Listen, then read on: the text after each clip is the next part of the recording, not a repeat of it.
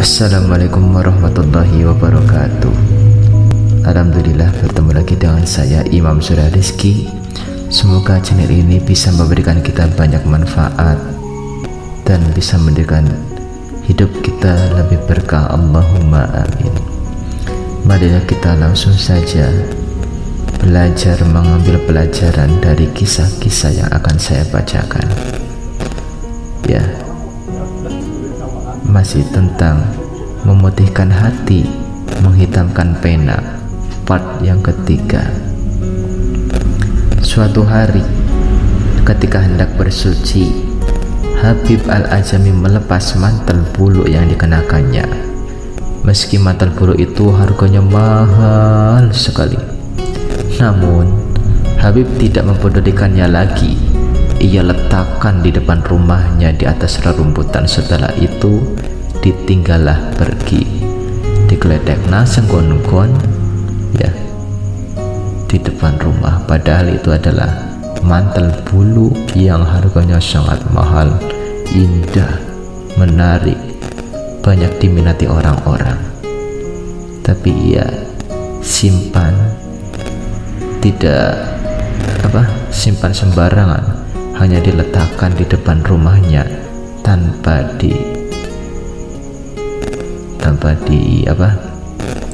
disimpan di tempat yang primpan, yang aman gitu. Hanya berselang beberapa saat saja dari kepergian Habib, dari seberang jalan datanglah Imam Hasan Al-Basri yang kebetulan lewat. Melihat mantel bulu yang diletakkannya di atas jalan secara sembarangan seperti itu, ia pun menghampiri sambil bergumam di dalam hati, dasar Habib seorang barbar, tak peduli berapa harga mantel bulu ini. Nggak open sekali orang.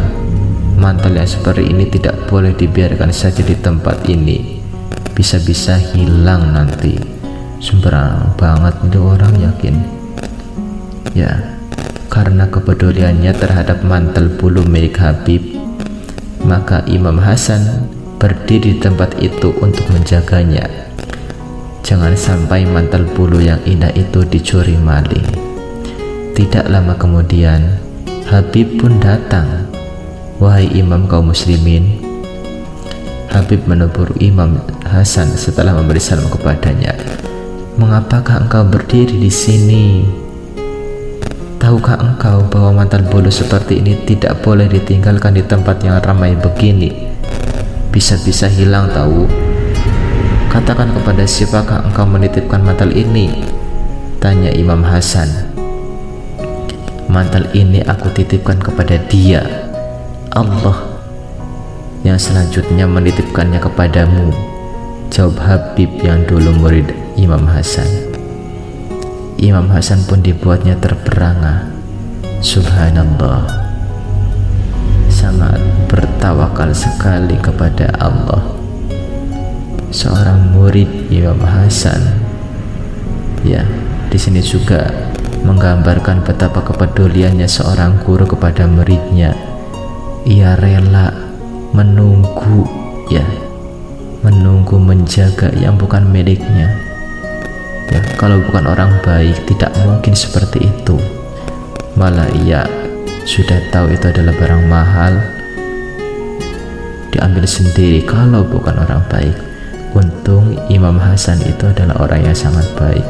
Ia rela menjaganya, menunggu sampai muridnya itu tiba lagi, ya. Dan muridnya itu yang sangat istimewa, ya, mempunyai tawakal yang sangat luar biasa.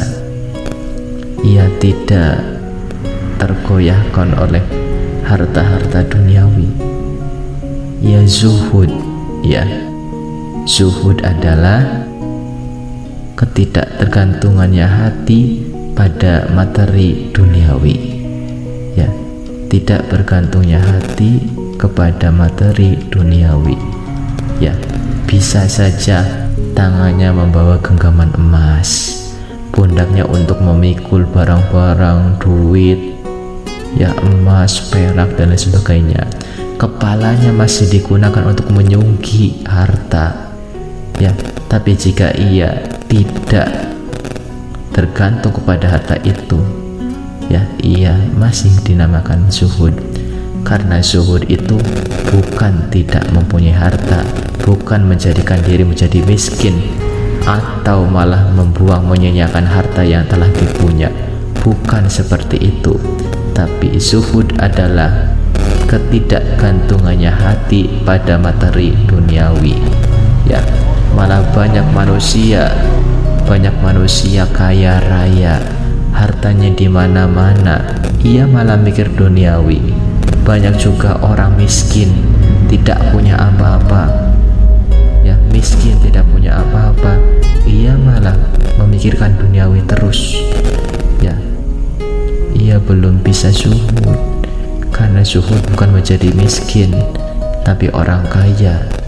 Contoh saja seperti Syekh Abi Hasan Asyadzili, ia adalah konglomerat, perusahaannya di mana-mana, tapi ia termasuk zuhud, ya. Harta dunia, materi duniawi tidak membuatnya lengah, tidak membuatnya gimana-gimana, ya. Jika hartanya hilang, ya sudah, itu sudah menjadi yang ditakdirkan Allah, nanti juga akan kembali dengan sendirinya. Jika masih milik, masih rezeki, ya. Kalau enggak, ya nanti juga akan dikembalikan lagi. Enggak sampai meriang mikirin, aduh, bandaku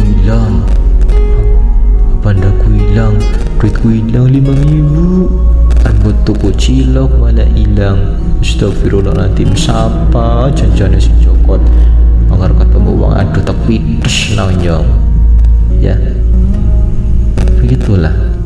Karena zuhud itu bukan terletak pada tidak punya harta, tapi melainkan hati yang lepas dari materi duniawi. Semoga kita semua bisa membuat kita tidak begitu tergantung kepada materi duniawi. Kita bertawakal kepada Allah, bukan pada uang, bukan pada makanan, bukan pada kekayaan, bukan pada bayu, atau bukan kepada yang lainnya, tapi kita bertawakal kepada Allah. Insya Allah kita semua bisa, jika mau mencoba dan mencoba. Jangan pedulikan kegagalan, karena kegagalan adalah mungkin adalah suatu tebusan untuk mencapai kesuksesan, ya. Selamat mengubah diri menjadi lebih baik, ya. Itu saja yang bisa saya sampaikan. Mohon maaf apabila banyak tutur kata yang salah. Wabillahi taufiq wal hidayah. Wassalamualaikum warahmatullahi wabarakatuh.